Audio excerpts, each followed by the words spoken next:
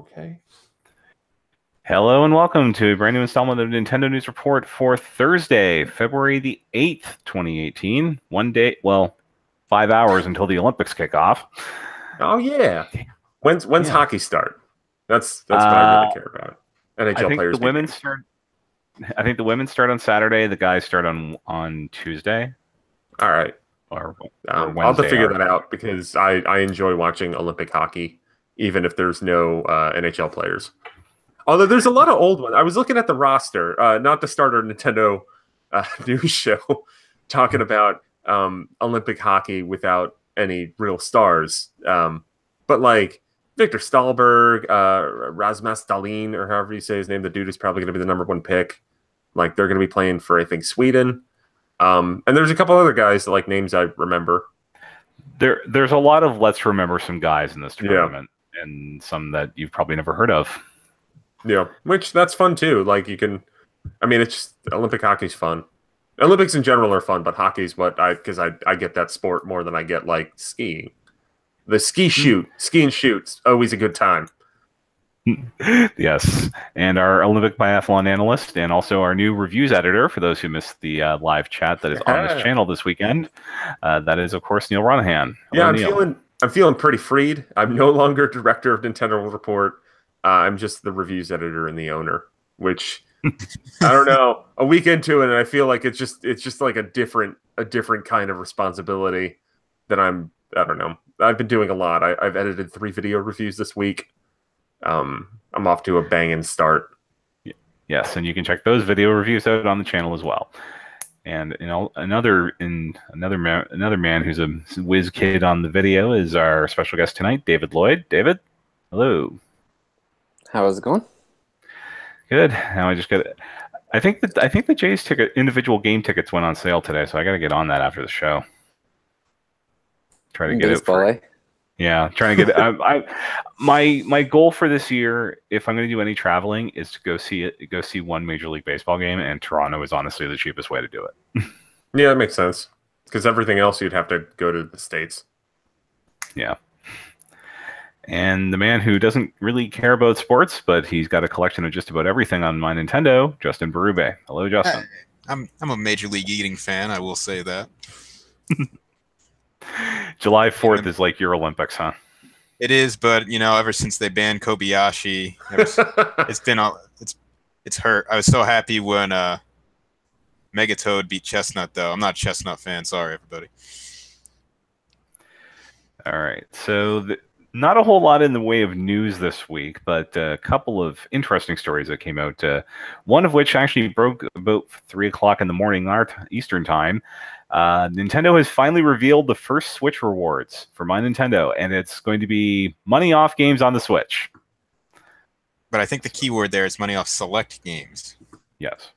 Right. So because the way I admittedly read it early on was that they're basically going to do the deluxe digital program for this, where you can get money off the whatever Switch game you're buying at the time. So like I've got 700 odd gold coins.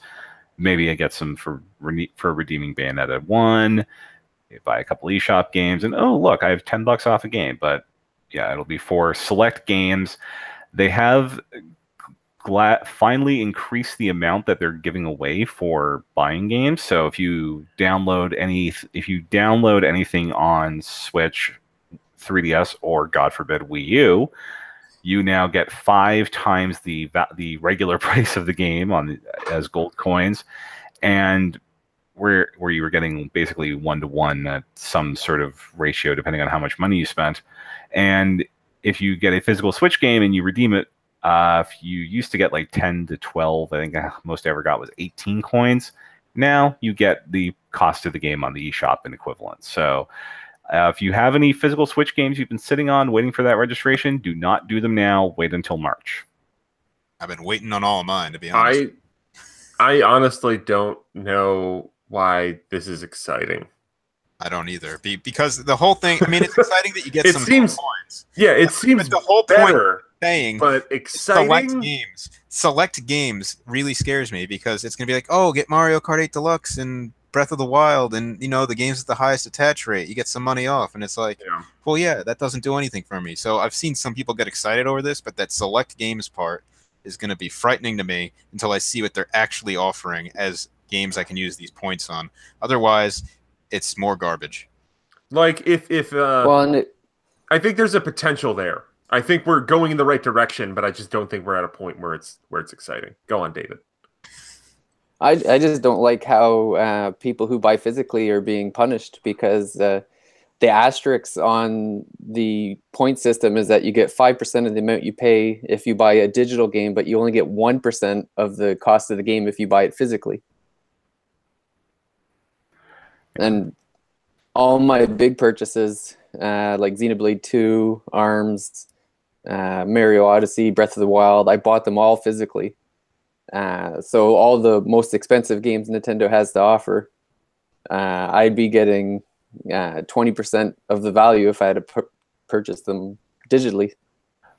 Well, I mean, that's part of the whole reason why Nintendo is pushing this, and that's why we don't really have any physical rewards on My Nintendo like you saw on Club Nintendo back in the day, is because they're really trying to push people to go to digital, which, I mean, it makes way more sense for Nintendo. And this time they're giving the carrot with the 5x bonus as opposed to the stick they were trying to use before. But there is the inherent problem of, if you're going digital on the Switch, you're running up against the storage limits unless you have, what, $300 to drop on a 400 gig micro SD card, and even that's probably going to be full in another 6 months. Yeah. Well, David, the joke's really on everybody else who goes digital in 20 years when their system breaks and they don't have the games anymore. People like you and I have a giant stack of games that you can play on any Switch. I mean, well, and is Nintendo still going to be a company in 20 years? I mean, they've been around. They've been around since. Are we still going to have a website? They've been around for 130 years, Neil. I think they can make it another 20. Just saying. I mean, like, Disney owns Marvel. They own Star Wars. Everybody's just buying everybody else. Fox is going to buy WWE. But will the servers still be up? That's the problem. Nintendo can still be around in 20 years. No, they're not if the going to be Switch server's not there, then well, then just like Justin said, those games could be gone as soon as your Switch dies. There was that news article about like Kimishima saying Switch is going to be longer than the typical like 4 or 5 year generation. Maybe the Switch will still be playing the Switch in 20 years. Another thing I want to point out, it's kind of like a slight sidetrack to this, is this is My Nintendo 2.0 for those keeping track. Yeah, because the one that I somehow managed to get the free Zelda collection on that had the busted Majora's Mask. Yeah, in the early 2000s, they had a My Nintendo for Ward's Yeah. Well, 2.0 has so far been soundly disappointing. I got a Zelda Picross game. That was the high water mark. I got a WarioWare Touch. It wasn't too bad. Yeah, that's pretty cool. It is cool because it's the only way to get that. Yeah. Although I think the other thing about sorry. Go ahead, David. No, I was just gonna say, like, with you guys who only buy digital, you haven't lived then because you haven't tasted a Switch cartridge. I still haven't tasted one, and I have physical. All right, here we go. No, you got to try it. It's Wonderboy, the Dragon's Trap. No, you got to put your entire collection in your mouth, Neil. Gargle All right, hold on. Switch cartridges taste bad enough. Now you're going to literally taste something that tastes like it comes from the 1980s. Gotta put your tongue on it. I mean, I'll call this out because this is Wonderboy, the Dragon's Trap physical version coming out next week. I believe it comes out on the 13th. It's got a reversible cover. Woo! It's I think this is like the original Japanese art or something. It's probably not coming out that well. It also comes with, looks like a lizard man keychain that I don't know if that's variable. I know that past like the Cave Story one, you could get like quote and curly brace and stuff like that. When's that coming out, Neil? Next Tuesday. Yeah. There's also I'm on board for that. A mini disc soundtrack sampler, and an instruction booklet that looks pretty thick. And an instruction booklet actually means something nowadays because we barely get, unless you know some people who know how to do some really good graphic design. You don't get instruction manuals anymore. It looks like a totally nice instruction manual. I do love how The thing that I mean is really charming about this game is that they have like you start off as you know, a more humanoid character, but then like you become like Piranha Man and Hawk Man, but they present human as HU-man, which I always found very charming. I think this game's great. I wrote the review of it when it came out back in April on the eShop last year. I believe that this version, I think it's $40, so it's a little bit pricey, or maybe it's 30. It's 40. I'm looking it up now. Okay, it's 40. I think it's a little high for what the game is, but it is a fantastic game, and it's a nice package as far as, you know, Switch physical games go. And the cartridge itself is modeled after old Master System cartridges. If you could see that there, but yeah, I really do like this game. I think it's very good. I wanted to buy it digitally, but I'm glad I held off because I'd rather have physical. Yeah, I got it when it was on sale around the telethon. It's in the long backlog of Switch games that I have to get to now. Although my one final hope before we move on from the My Nintendo stuff, I'm really hoping that the select games is just whatever is not in the on sale section of the Switch eShop. Because if it works that way, then we might have something. Because I can make my own discounts or get down to your pricing for some of the really weird exchange rates that we get on the eShop up here. Yeah. But we will find out in a few weeks as to what Nintendo's plans are for that. And in a few months later, we're going to get to see 3 Nintendo games at EVO 2018, which will be the first weekend in August in Las Vegas. Dear God, why would you want to go to Las Vegas in August when it is 130 degrees there, Celsius? But the biggest fighting game tournament in the world will have, in addition to the usual suspects, Super Smash Bros. For Wii U and Super Smash Bros. Melee, they also will have BlazBlue Cross Tag Battle, which is a Switch game, although probably will end up getting played on PS4 because there's more fight sticks. And that's coming out in June, right? Is that the... Yep. That's the last game we had. Yeah. Okay. And you have to buy, and half the roster's DLC for BlazBlue, but that's another story for another time. Hey, GA's playable from the start. I'm good. Yeah, because that's the one that, like, it's, you know, BlazBlue characters. There's some Persona characters. I think there's a couple other things in that, too. There's the web cartoon, I think, became an actual anime. RWBY is in that. And the Under Night series, of which I believe are visual novels crossed with fighting games. I just know that there was one really bad PS3 one. I mean, I'm glad Smash is in EVO, but I joked about it on Twitter with someone the other day. I don't remember who, but we need to get Urban Champion at EVO. I'm sure we need a gritty Urban Champion reboot. That's what we need. I thought that was ARMS. Well, they could also have that Joy Mecha Fight reboot too. All right, Kimishima knocks on your door. It's weird, but he does it anyway. He asks you, "We have to bring Urban Champion back. Who makes it? What's the game? Go." What's the game? Traveler's Tales, and we basically make it GTA, and the Captain Falcon's a hidden character. Yeah. I mean, Captain Falcon's always a hidden character. That's just that's the rules now. I think Sakurai, first-person action brawler. I'd let the ARMS team do it. Let's see what Mr. Yabuki can do with this. He's got some punching game experience. Anyway, yeah. Moving on. Evo, that's cool. Yeah. There was, what was it? I forget what it was. I wish I remembered the name of the tournament. There was a Smash tournament recently in which I actually paid attention to some of the finals and was like pleased to see someone play a Peach and like get to the top 8. For which Smash? It was Melee.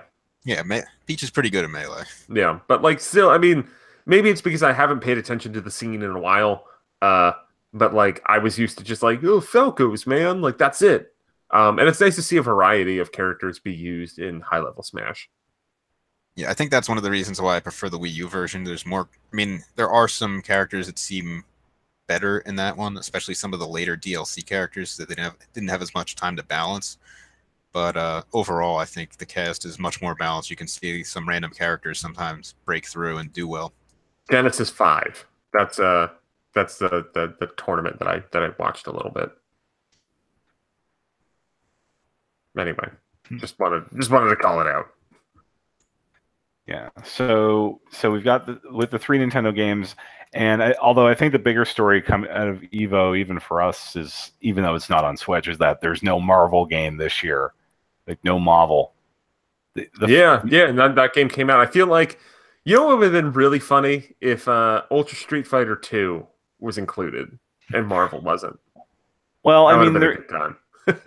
although they could probably play, if they're going to do like a big side tournament for some of the older Street Fighters, they could probably just use that collection, because I'm sure the Street Fighter collection that's coming out, because I'm sure Digital Eclipse would care enough to make it arcade perfect. Or are you really just desperate to see Violent Ken in top 8 of a Street Fighter tournament? All top 8. Just because I was curious, I looked it up. Here's the top 8 from the Super Smash Bros. Melee singles from Genesis 5. Plup was the winner, which played Sheik and Fox. Runner-up, Hungry Box, who's the guy who won the Super Smash Bros. 4 E3 tournament, if memory serves me. He was playing as Jigglypuff in Melee. 3rd place was a Fox. 4th was a Peach. 5th was Fox and Falco. 6th was Fox. 7th was Pikachu. 8th was Samus. There's like a Yoshi up there too. Lots of Marths, because of course. The last game of Marth before he got screwed, whereas Roy has been screwed since day one. Yeah, poor Roy. So the only game with Marth.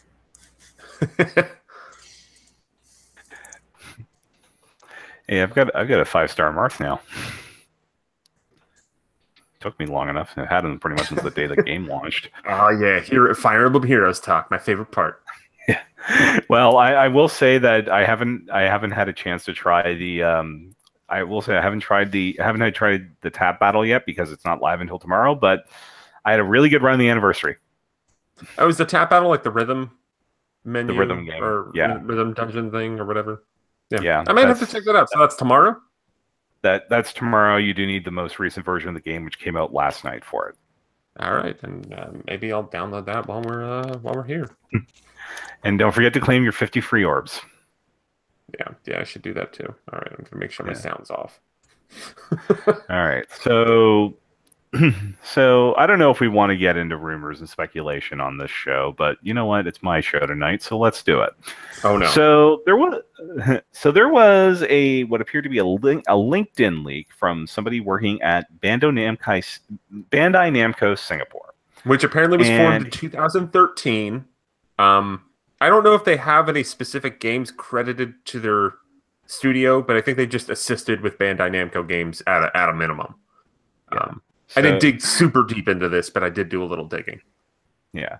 And that LinkedIn profile said that they were working on 2 exclusive Switch games, a action-adventure shooter, and Ridge Racer 8 coming to Nintendo Switch as an exclusive because, well, Kasserai retired, so why not?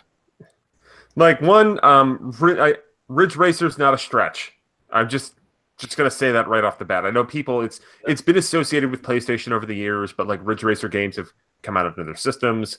I think the last Nintendo one was 3DS launch, but still, like, there was a Ridge Racer 64. There was a Ridge Racer game at DS launch too. Like, that's not alarming, especially with the Switch being so successful. Although this would, I believe, be the first Ridge Racer game in about 6 years if it comes out in 2018. Because that series has been on ice since the last one. I don't know if 7.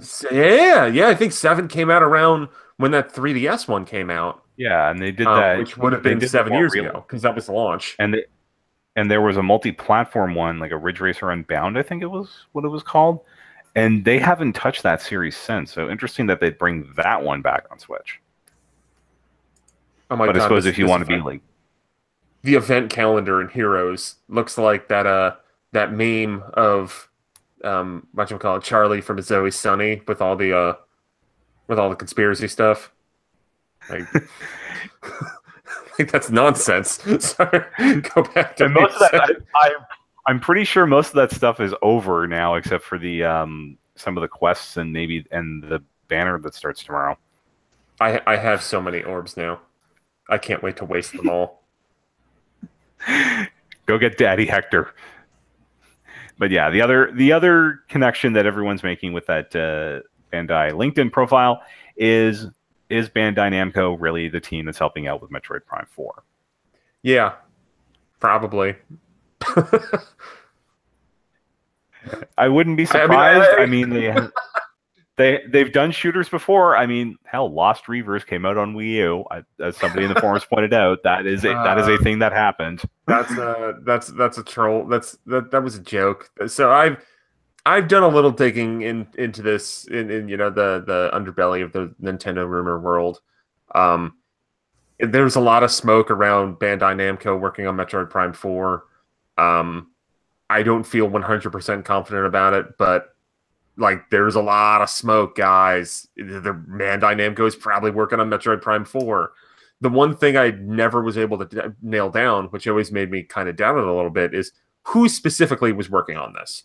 Like, Bandai Namco working on Smash Brothers, that happened. That was, I think some Tekken producers were working on that. Like, there's a through line that made sense with that.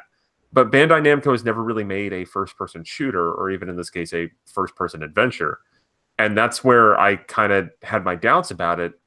But if it is Bandai Namco Singapore, then it might be the situation where Nintendo's working with them, and much like they were able to mold Retro Studios, they might have this support system of, as is custom with, I think as I've come to realize, especially with Metroid games, I mean, you look at Samus Returns, like, yes, Mercury Steam did a lot of work on Samus Returns. They are the primary developer. But there's also a handful of key designers at Nintendo that worked on Metroid Samus Returns. I mean, you had Sakamoto was on it. I think there's a couple designers that were internal at Nintendo that worked on it. That can, the music composers were internal Nintendo. Like, that wasn't solely Mercury Steam. That was a collaborative effort. So I think you have Tanabe and a couple core people internal at Nintendo, as well as potentially these people at Bandai Namco Singapore. And that could be a Retro Studios like opportunity for top Nintendo brass to work and hone and train a younger development team or an inexperienced development team and turning them into something bigger. I guess my question with that is, since it's not a Nintendo development team, do you think they'd want to waste that many resources on like training that team up? Like, unless there's some sort of deal in place that makes it so that team only makes Nintendo exclusives. Third Rate Minion is calling out in the chat that apparently Nintendo was doing a DigiPen Singapore as of last year, apparently. If that's the case, then yeah, that goes in line with Metroid Prime 4 and potentially Bandai Namco working on it. And also, according to LinkedIn, it seems like a lot of these people worked on Star Wars 1313, which I didn't get to that chapter of Blood, Sweat, and Pixels Blood, Sweat, and Pixels, the Jason Schreier book. That's fantastically well written. I've just been slowly working my way through it. I think that's like the last chapter. I don't remember too much about what Star Wars 1313 was supposed to be, but I could see working on Star Wars 1313 being probably a good something that could easily translate into working on a Metroid Prime 4. Like a space-based. It was a space-based shooter of some.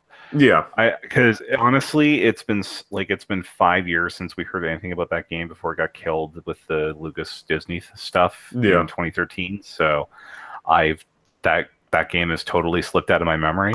But I could see that as like if that was good enough and Star Wars 1313 was killed because Disney was going all in on Infinity, then there's your hook right there.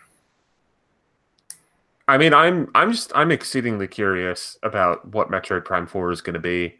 Like, it's weird because those first three Metroid Prime games, and I mean, like, even Hunters as an offshoot. Like, I know, I I'm trying to remember the development history of Hunters, but I think that Retro still had some kind of input on that.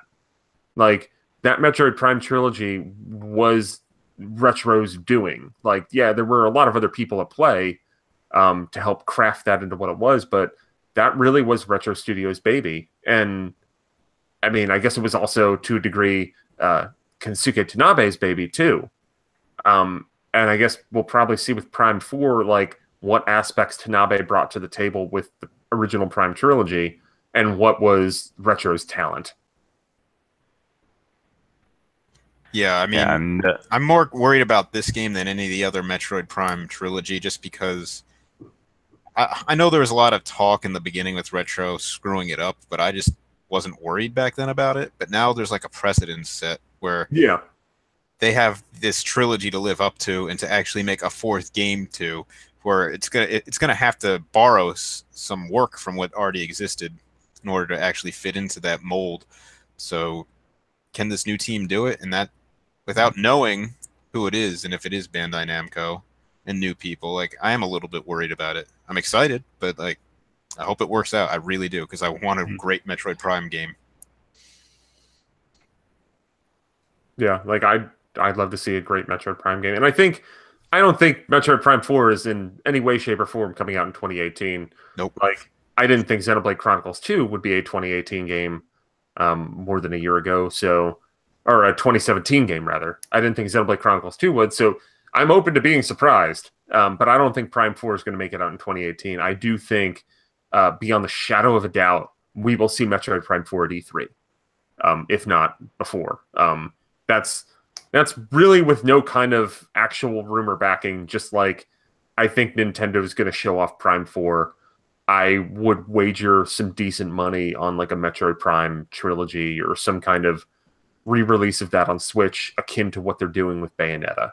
That makes sense. That would be a smart thing to do, and would also like. I feel like how Nintendo has the year of Luigi. We need to just have this is the year of Switch ports. Yeah, just embrace it. Just be like, this is what it is. Deal with it. I've been agreeing with you on the Metroid Prime Trilogy HD ever since they announced Prime 4, because I never thought it would be out in 2018.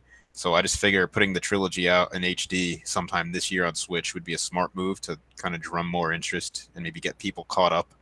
And then sometime in 2019 release Prime 4. So I think that's a good bet. But at E3, I think we may only see the trailer for this game. I don't know if it's going to be playable or not. But I do think I don't think it'll be playable. I could see like Treehouse Live has one segment on it. Yeah, and then I mean, with how Nintendo handles 3, there's no way in hell Metroid Prime 4 would be playable unless it has some like ridiculous new concept, which I think would be a bad idea. Like, yeah, I mean, go for a new hook, but like, you just need to be like, with Metroid Prime 4, you need to prove that you could make a good Metroid Prime game, and then you need to show the twist. Like, you can't. I mean, that's what screwed up Federation Force. Is that they were like, blast ball, like, and like showed off all the elements of that game that would scare you if you were like a diehard Metroid Prime fan, which is part of the reason. I mean, the initial reveal of Federation Force is kind of what sunk it, and I think you run that same risk with Metroid Prime 4. Even if I think by virtue of it being a numbered sequel, you have a lot more leeway than with Federation Force. Well, I am excited for Silex. I will throw that out there. He will be there. He's got to be here. This has got to end the Silex. He stole a Metroid. He's crazy. He's got a ship. Who's Silex again? It's been like 15 years, man. He is the electric hunter from Hunters, and his ship, I think it's the Delano, was seen at the end of Prime 3. Spoilers. And spoilers for a game that only the people on this website play. Is Federation Force. Yeah. He steals a Metroid. Yeah, seen at the end. So Silex is basically the last thread that hasn't been tied off for the Metroid Prime universe, and they got to fix that up in this game or stretch it out for like 10 more games. We'll see what happens. Well, I mean, we got to go on. We got to do the game of the decade debate, and it'd be interesting to see if Metroid Prime could win that again. It'd be really funny if instead of doing a Metroid Prime Trilogy re-release, if they just did Metroid Prime Hunters on Switch. I'd be so cool with that if I could use the touchscreen to aim or something. I love Hunters. That's the game that watches online. That would be a super trolly move, but I'd probably play a lot of that game. I had so much fun with that game online. Like multiplayer in that game was pretty fun. It was the most advanced Wi-Fi connection game, in my opinion, with and online. Maybe it would actually have voice chat. Yeah, it had voice chat on DS. In the lobbies, at least, which for DS, fine. I understand it wasn't that powerful. It had online tracking, rivals. You can like friend so many people. So many stats were calculated. It was the full package for online. And yes, third-rate minion, we do need Metroid Federation Force DX. That would be the bigger troll move. Just combo pack them. Just Tanabe being like, we know you didn't like it the first time. Suck it. We're doing it again. Metroid Prime Pinball HD. Once again, I'd get all of these. Maybe taking a step back, the Metroid Prime as a franchise, excellent. I love that. Like, just give me all the Metroid Prime games. I think we scared David though. David, where do you not much of a Metroid?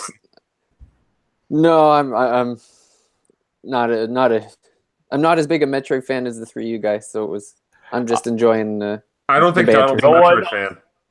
No, nobody on this planet has ever accused me of being a Metroid fan. Donald's just Metroid knowledgeable. That's all, because he has to know what he hates. You have to know thy enemy. About Breath of the Wild, right? Okay. That's why Justin is going for Max Mover. That's the end of that conversation for the week, people. Max Mover has the trolliest move where we don't get Metroid Prime Hunters. We get the Metroid Prime Hunters First Hunt demo. Oh, so the Metroid it's Prime a boxed Switch release of Metroid Prime First Hunt, which has Metroids in it, and the actual game doesn't. I played that demo so much on the DS. Oh, it was so good. It was like the best multiplayer game at the launch of the DS. Let's be honest.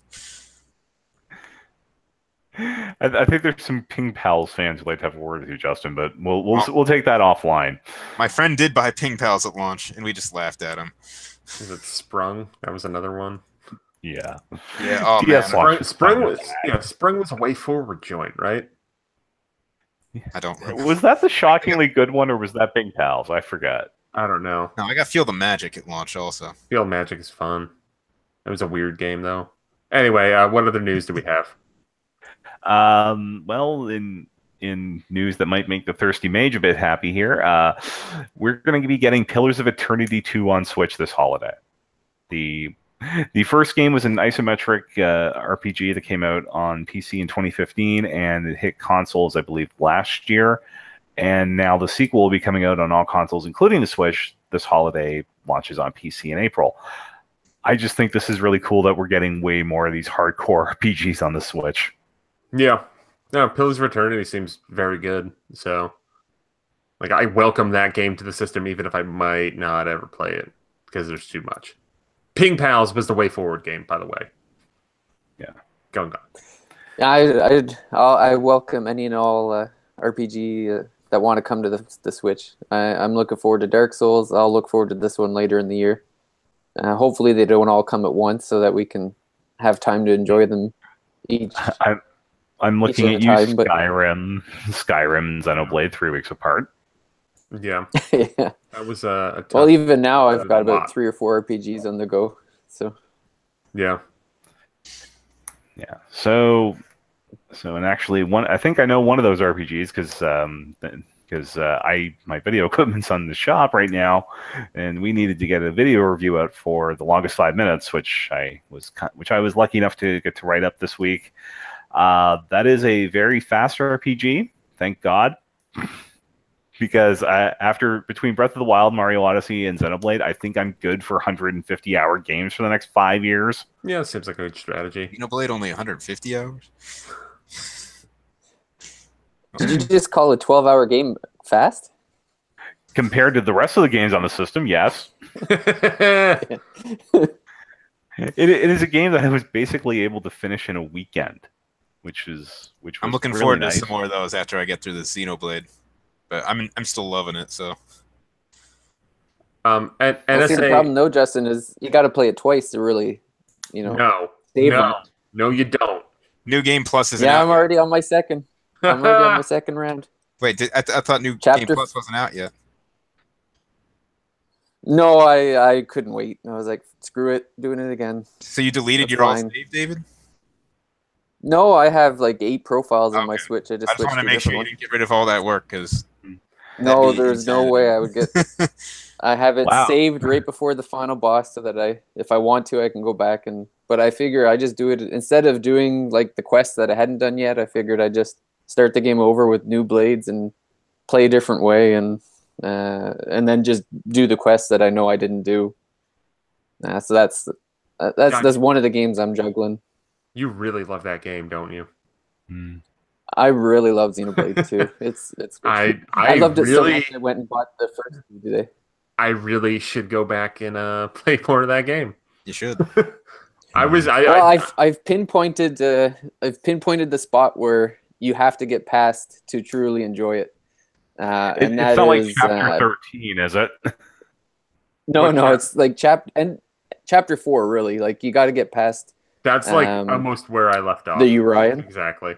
So it's like I think it's like 14, 15 hours, because that's when you actually have everything opened up to you. Like you can do the combos, you have 3 blades, you can do the Merc missions. Like it just all opens up at that point. 3 characters with 2 blades each.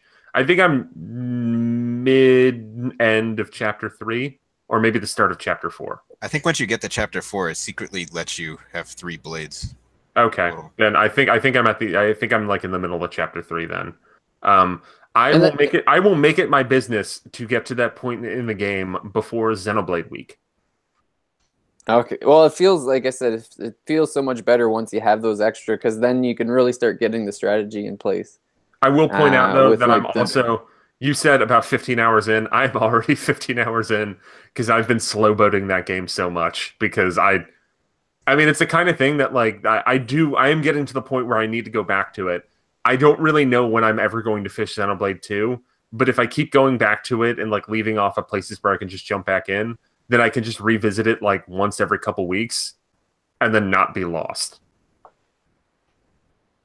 Yeah, and that would work.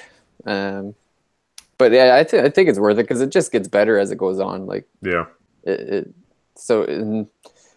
Really when you start getting the extra, like getting those upgrades to the arts, and then you can really start getting different strategies with like launching and toppling and getting in the combos. And then I guess I don't want to get too far into spoilers, but when you start getting a few of these different blades later in the game, you can really just get into some real heavy strategy with battles, and it's fun. It's like it doesn't feel stale yet. So I had over 100 hours in my first go, and I'm at 12, I think, now on the second go. So now my goal is to beat the game for the first time before David beats it for the second. I don't think that's going to happen. And I'm also trying to beat Radiant Historia at the same time. I'm just getting tired of one and going to the next.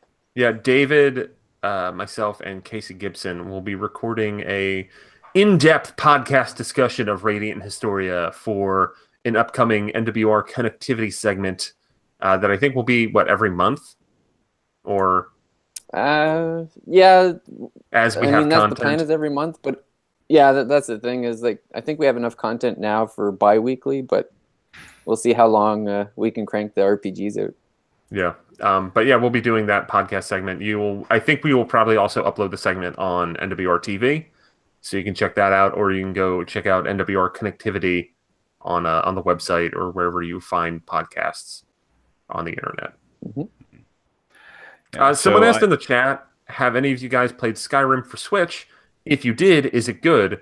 I know 2 people here that did play Skyrim for Switch, because David reviewed it for Nintendo World Report. David, you loved the crap out of it. Yeah, I absolutely loved it.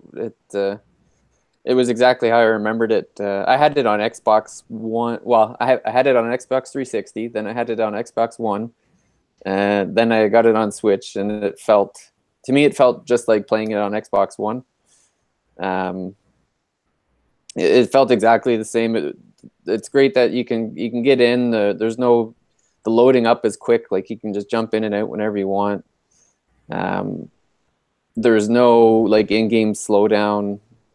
Everything great about it that you remember is all there, as well as all the DLC that I actually didn't buy originally. So those were new experiences for me. Dawnguard. That's Dawnguard, Hearth. Wait. Yeah, Hearth, is it Hearthstone? Something like that. No, not Hearthstone. The Dawnguard is not Hearthstone. There's I know what they do. The Dawnguard is a vampire. You got to kill a vampire clan. There's the one where you can build a home, and then there's the one where you go off to another island, right? Which is like Morrowind. To meet another Dragonborn. Yeah. I also played. I played a lot of Skyrim on Switch, and I'm not as glowing as David, but no, that game's a ton of fun. It's just that I think Breath of the Wild has ruined all other open world games for me to an extent, because like Skyrim's fun to explore, but you don't have the freedom of like climbing up rocks or being able to jump and glide all over the place, which I know it's weird to complain about a 2011 video game because of something in a 2017 video game, but like I was playing it in the context of it being a brand new game on Switch, so I had to compare it with modern games, and I think that Skyrim shows its age a little bit, but it's absolutely a game still worth revisiting or playing for the first time. Yeah, I do have a sealed copy here. I just haven't gotten around to it. If anyone's getting into it, I just recommend play as a stealthy archer. Can you pick your race in that game? Yeah. There's so each race has its own like skills, or they have like a special thing they can do. I was a lizard man. Yeah, and like I was an elf because they have heightened archery. So I played as the stealthy archer. So basically, you just work on getting your stealth up, your archery up, and then you can just walk into dungeons, pick off draugrs and skeletons from as far as the eye can see, loot the entire place, and walk out. And it's a blast. I'm pretty sure there was no tangible benefit for doing it, but I was a magic wielding lizard man, because that just seemed like a fun thing to do. I forget what the lizard man benefits are, but I'm pretty sure it ran counter to everything I was actually doing in combat. But the glory of that game is that like you can just make it work. Like there's a lot of customization into how you play your character. Like you can be melee heavy, you can be archery based, you can be magic based, you can mix it all together. I actually did have a little while where I would have fire in one hand that I could shoot off, and then just a sword in the other. And that was pretty cool. Now, David, you mentioned Dragonborn. Can you play as one of those? I mean, that's your character. Sorry? That's the one common element of your character. You are the Dragonborn. Yeah. Okay. But there's different guilds that you can join. Like there's the companions. There's something about the companions I could ruin. This, I guess I'll leave it because it's sort of a spoiler. Yeah, but you can join like the companions. I think we might have some people that are watching and listening right now that haven't played the game and are asking our views. So yeah, let's not spoil stuff. Okay, so I won't spoil it. So the companions is fun. It's a guild in like the first city you end up in. I always went with the League, the Dark Brotherhood. The Dark Brotherhood's a good time in every Elder Scrolls game. All 2 of them that I've played. Yeah. And if you like being a real asshole in games, then do the Daedra quests, because basically they're just the most evil beings in the game, and they just get you to do evil shit, and it's just fun. So NSA Penguinaut is asking, what class do you recommend to a person who's never played Skyrim? So that's the. I would say if it's your first time, just do the stealthy archer with an elf. Because if you do it properly, the game is easier than. Like the first time I played, I was a mage. I went to the College of Winterhold to really get powered up.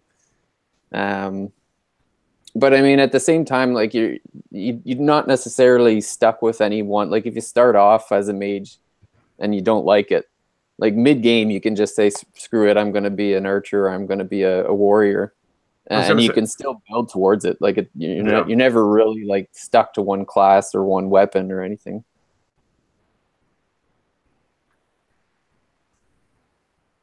That's your Skyrim minute.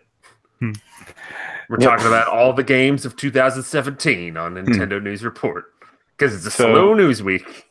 Yeah. Well, and just to go back to Pillars, like I do. Obsidian was kind of hit or miss though for me because I enjoyed their really first. But I wasn't a big fan of Fallout Las Vegas. It just New Vegas, or New Vegas, It just something was missing. Like it didn't have that Fallout feel. It just was missing something. I do hope it comes. And I just hope that it does well so that we get like Torment or Wasteland. Yeah. I know they were talking about putting wasn't there a team for Wasteland coming where like a developer like showed off it on a dev kit or something? I think Wasteland 2, but I think 3 is due this year, I think, on PC. So they might be going all in on, and then they'll double back to 2 after that for Switch. So that would probably be 2019 at this point. Peter Haywood asked, when is Wolfenstein 2 coming to Switch again? I mean, right now it's 2018. I would say probably spring or summer. Bethesda likes putting stuff out in the May-June timeframe, like right before E3. So I could see them running it out then. Yeah, like I mean, I guess there is a world where maybe Wolfenstein 2 doesn't come out until like October, November. But I feel like that'd be a mistake. I think putting it out in spring or something is probably a good idea. Like maybe. Sort of, I mean, if you think about it, they announced Doom coming November 10th, like what, a month before. I could see a world where Wolfenstein 2 is coming out in April. I could also see a world where it comes out in June, and a world where it comes out in August or September. That game looks 2018. 2018 is what we know for sure. Everything else is speculation. Regardless, whenever that game comes out, I am excited. That game seems incredible. I think that Bethesda's doing really cool things with first-person shooters. Doom was awesome. I need to finish Doom. I was having fun. I have not finished it either, but like so far so very good. Unless does it like end with a whimper? I don't know, but it sort of does like the steady downhill, but the peaks at the start are really good. Yeah, they are.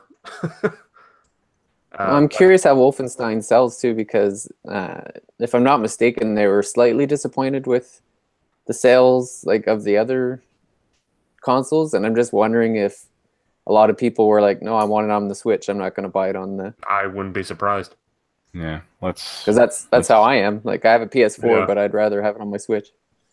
Yeah, one advantage of it, if they get it out earlier, is that there's less risk that you don't run into the Doom problem of this game's $20 everywhere. Why should I get it on Switch for $60? That's why I think if you have it come out in the spring, then when Wolfenstein 2 is inevitably $20 on every other console in the fall, the Switch version can also be closer to that price. Even though I haven't really seen a lot of Switch price drops, I've seen some temporary discounts, but nothing to the level that other systems are discounting stuff. Peter Haywood followed up by my mention of an April or June release is "Don't disrupt my DKC," which is a fair point. Yeah, you've had years to play DKC. Come on. But not with funky mode. Come on. Yeah. What about Wolfenstein 2 with funky mode? You get a Sold. and your new Skyrim Funky did come Kong out with amiibo. So I mean, I guess this is a spoiler for the first Wolfenstein, but I believe it's how Wolfenstein 2 starts off. Is that your character's in a wheelchair? Just imagine Funky Kong in a wheelchair, kicking ass and taking names. But he's still carrying the surfboard with him Yes. wherever he goes. Like He's got the bandana and the sunglasses. Yep. He's using mind I can powers confirm to- the wheelchair. I can confirm that it starts off in the wheelchair because my office mate played the entire first level in front of me while I watched, and Okay. should have been working.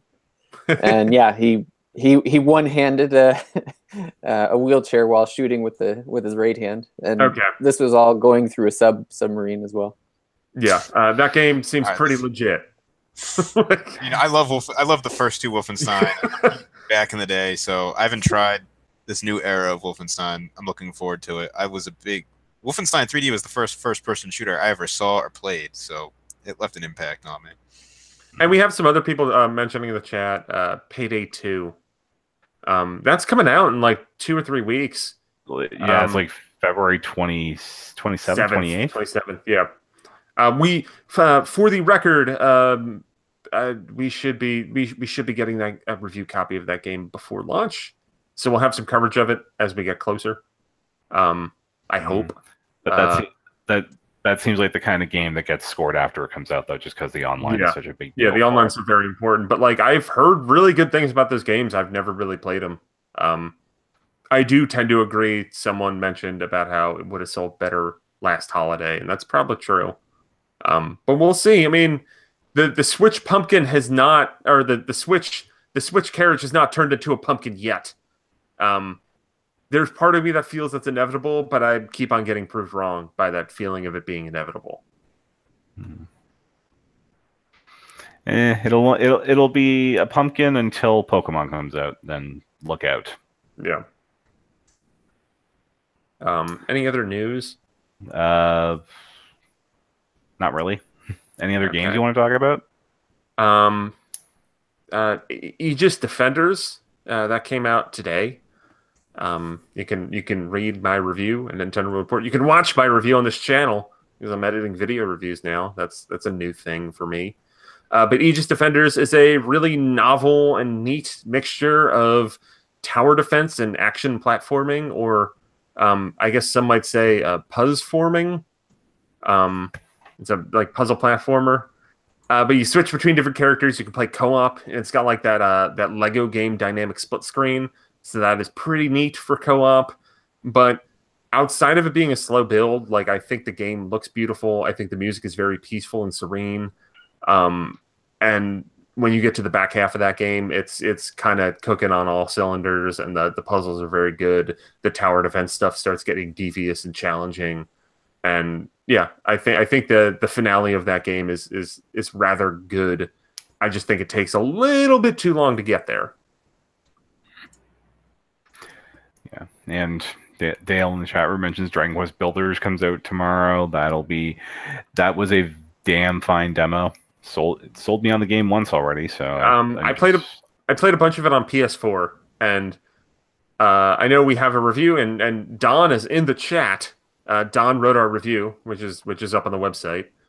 I played it back on PS4 and really enjoyed it. But one thing that bothered me that I actually think might be remedied on Switch, more of just the idea of playing it portably as opposed to playing it on the TV is really the only way that would be remedied, is that so it's Dragon Quest Minecraft, but the way it works is that it's split into chapters. So like you start in one area, you build up a town, and then you beat that area. Then you lose that town and you go to a new area. And like that first moment of going from chapter 1 after I built up this town over the course of this entire chapter and then leaving it to go to another area and start all over was like so disheartening. Like I was like, but like why can't I just build more onto this? Like this was great. But I think that playing that portably might lessen that because I'd be able to play it a little bit more pick up and play as opposed to kind of dumping a lot of hours into it all at once. Yeah. That's Minecraft for me. Like I've never gotten into Minecraft, but Dragon Quest Builders is what I want out of Minecraft. Something a little more like I feel bad saying like less creative and more story driven, but that's kind of what like I think it looks beautiful. I think the music is pretty nice. More direction is nice. Like the one thing with Minecraft is like, what do I do? What am I supposed to do? And so to have a goal, a clear goal in mind is nice.